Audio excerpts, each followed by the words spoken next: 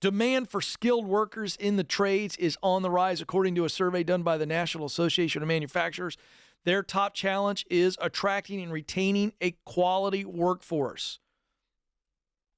President and CEO Jay Timmons is quoted in this Fox Business article as saying, "You can't meet demand if you don't have enough people to make the products.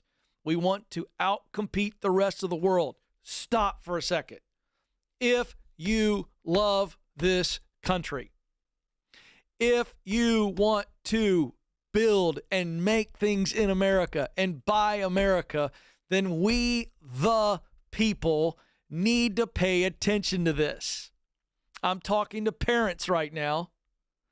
I'm talking to educators right now.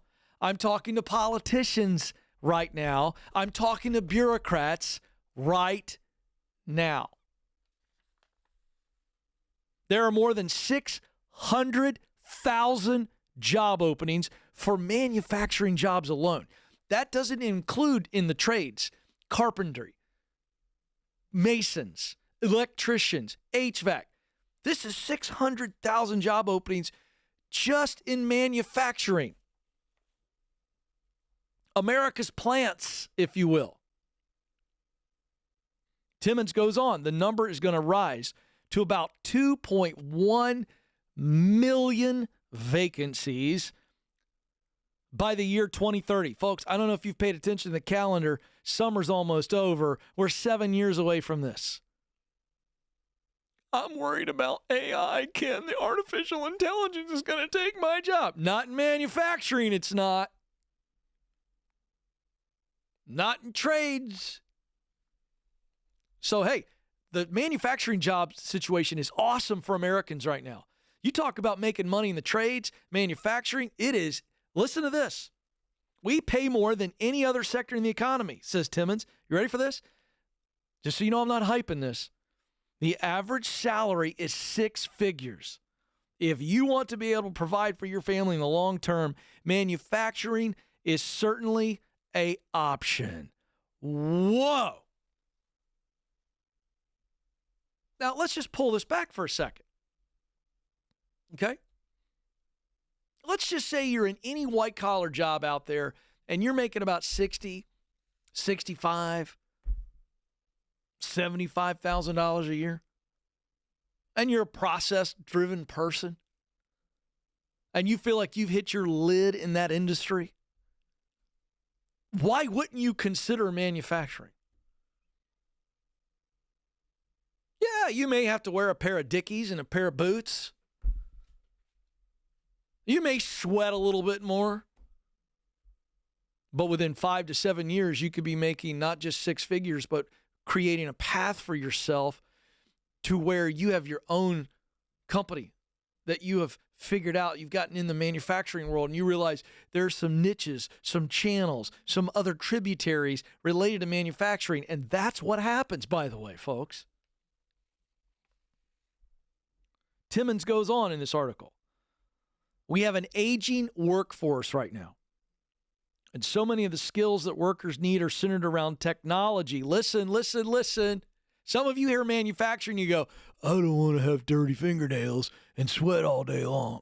Okay, well, yeah, I got a guy out in the lobby going, I want that. Well, I'll tell you. The kind of manufacturing of the future, this is Timmons, the president. The kind of manufacturing of the future is a digitization of manufacturing. I had to get up early this morning to learn how to say that phrase. That's not easy to say, but that's technology. Oh, wait a second. That's where my friends at Bethel Tech come in. By the way, we need to be talking to Ryan about that, Alex.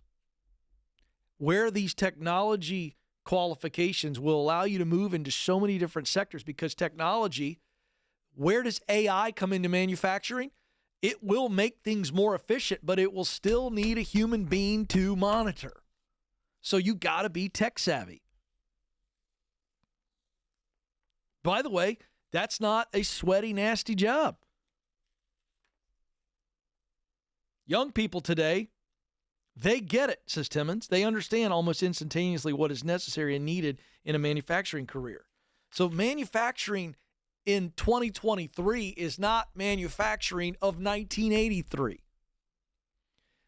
I hope you all are paying attention. I listed out the people. I wish I had every screen in Times Square right now. I really do. Politicians, bureaucrats, get your head out of your rear ends. We've got to be creating incentives in our state school systems where parents and kids are educated that the trades and manufacturing is a great freaking way of life. But for the last 5 decades, the trades and manufacturing has been poo-pooed. It's been looked down upon. Why? Because there was big business in student loans. Uh-oh, there it is. I said it. The federal government's making a lot of cheddar loaning kids money for a degree they cannot afford and increasingly they cannot use. Someone has to say it. I'm saying it. But see, parents, when I say that, you kind of half agree with me, or maybe you agree with me a lot, but you go, yeah, but here's the deal. All the jobs require degrees. No, they don't. I just gave you a very, very easy path to 6 figures. You don't have to go to school for 4 years to get a manufacturing job. Oh, by the way, this benefits all of us, not just your kid. Not just you. It benefits the American economy. Why? We have a problem when we have 600,000 manufacturing jobs that aren't being filled, folks. You can't keep up with the demand. I mean, how many of you out here just for another vantage point of this, how many of you out there think we shouldn't be manufacturing everything from China? How many think Congress ought to get off their butts and figure out a way to incentivize companies to create American jobs by buying American-made products? Oh, Ken, you're just getting political today. No, I'm not. This isn't political. This is about America. Murica. We want to create more jobs. We got jobs. We got 600,000 jobs we can't fill. Why? Because we've told Johnny and Susie their whole life that they're supposed to get a college degree because then they can get a really nice job wearing a white shirt and a tie. And they can't. 4 out of 10 recent college grads are working in jobs that don't require degrees. It's time we stop looking down our nose at manufacturing. You got the head of the U.S. Manufacturing Association saying we can't find people who want to work in these jobs, and we're paying 6 figures. So you want to go sit in your little cube and make $60,000? That's what I think of that. Why would you want to do that? What's the point? So, why do I share this? Because I'm just one voice. I can't get to everybody. But we've got to change the perception in this society of trade jobs, of the opportunity it provides you in the short term and in the long term. We got to stop looking down our nose at these jobs because that's where the U.S. economy is, folks. And the bigger question is, what role do we, the people, have in our economy? I think we ought to have an active role. So that means start changing the conversation at the cocktail party.